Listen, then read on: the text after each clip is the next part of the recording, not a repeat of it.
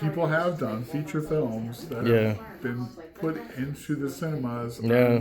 on just an iPhone. So I was you gonna can say it's do not it. always about the tech, is it? It's Yeah. not. It's not. Like if you know how to do good composition and you know how to do good lighting, you can get awesome results just with your phone.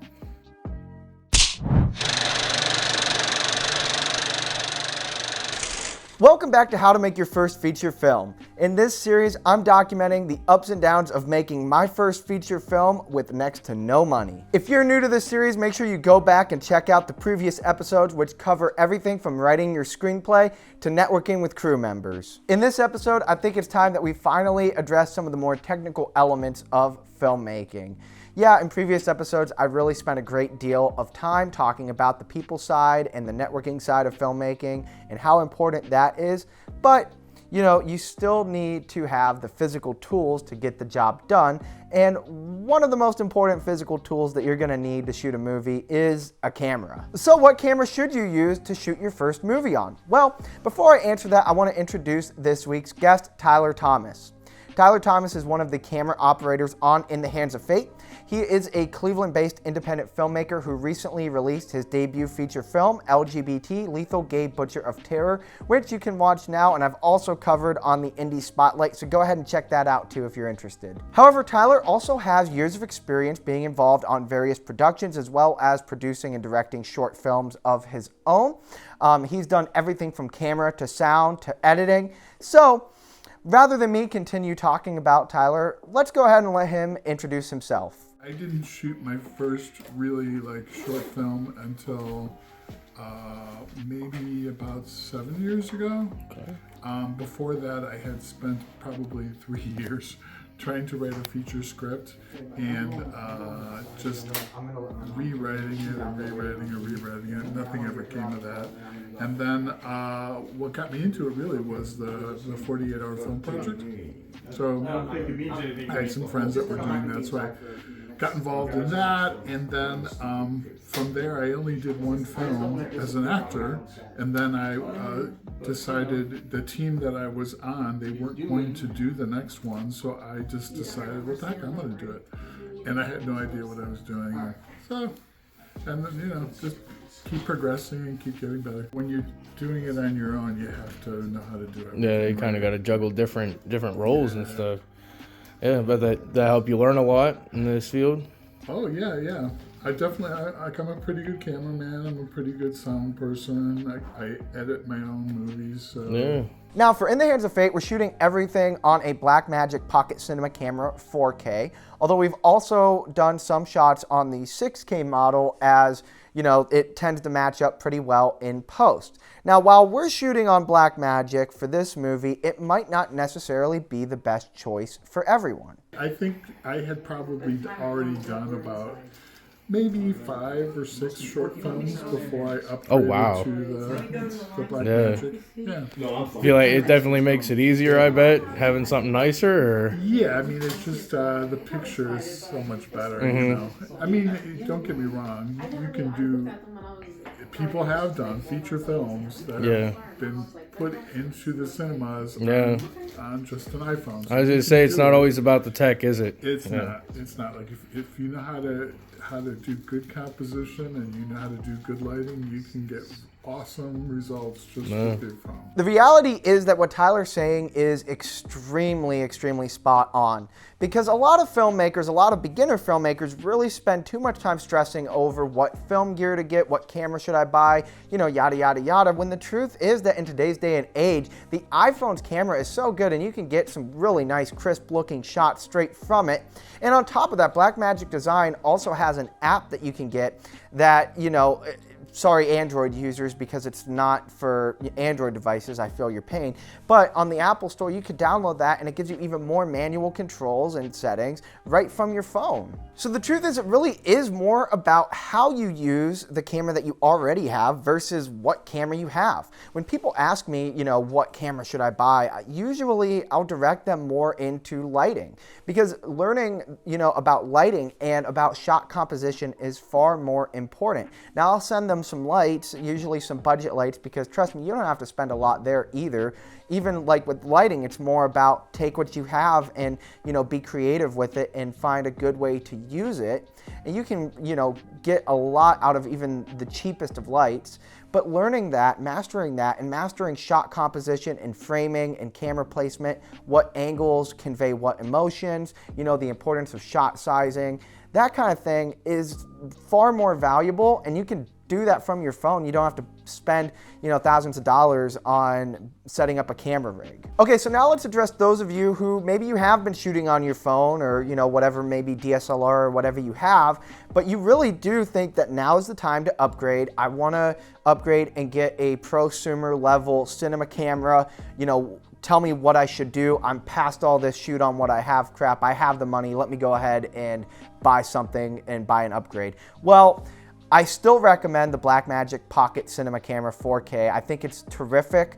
And I'm gonna go ahead and throw the conversation back over to Tyler, because he does a great job of touring his rig and explaining some of what he has attached to the camera and why he has it. It's like a cage. I think it's a small rig cage, which allows you to hang a bunch of stuff off of it. So we have here an SSD card. Got all the bells and whistles on here. And the time code. And then I have a shoulder rig, although right now it's hooked up to the tripod. But when it comes off the tripod, it has a rest for the shoulder. And then I use that because I like to hang my monitor off of it, because it's just bigger and you can see better than just the monitor that's on the camera. And then I have a V-mount battery here, which allows me to power all this stuff for probably a day and a half. Wow. Okay, so something that I want to address as well on top of what Tyler Thomas talked about is I want to talk about what lens you should get. As most of you watching this probably know, lenses are expensive as all hell, okay? I mean, a lot of lenses are going to run you about just as much, if not more, than the body of the camera itself. So while ideally you'd have a nice kit of prime lenses that cover a wide spectrum of focal lengths, that's not the reality of what you should probably be starting out with unless you're made of money, okay? So what lens do I use? What is the lens that I bought that pretty much gets me through just about what I need to get through when I'm working on my movie? Well, I got the Sigma 18 to 35 millimeter zoom lens. Now, yes, I know prime lenses generally are better than zoom lenses, but I think that starting out with a nice zoom lens, like the 18 to 35 millimeter by Sigma, I really think that that is really going to be your best bet. It covers a wide range of focal lengths. 18 to 35 is pretty well in line with what the eye naturally sees. So it's going to cover just about the basics of what you're going to need for most of your shots. Yeah, you're not going to have extreme tight close-ups with, if you were to get something with a higher focal length, or you're not going to have like super wide shots, like if you got something, a lot lower, a lot wider. But, the 18 to 35 is pretty standard, and it's going to cover you in most cases. Okay, but here's the catch to getting, if you were to get the Sigma 18 to 35 millimeter lens. Here's the thing. It uses a Canon EF mount, okay? The BlackMagic Pocket Cinema camera uses an MFT mount. So you're basically going to be trying to put the square into the circle like when you were a little baby, okay? So you need an adapter, okay? Now, what adapter would I recommend? I've had people recommend speed boosters from Metabones, and I know that that's obviously going to be a little bit better quality, but I looked at the price and I said, wow, that's way out of budget. Is there anything better? And well, there's actually a really nice speed booster that Viltrox makes that is literally just about $200.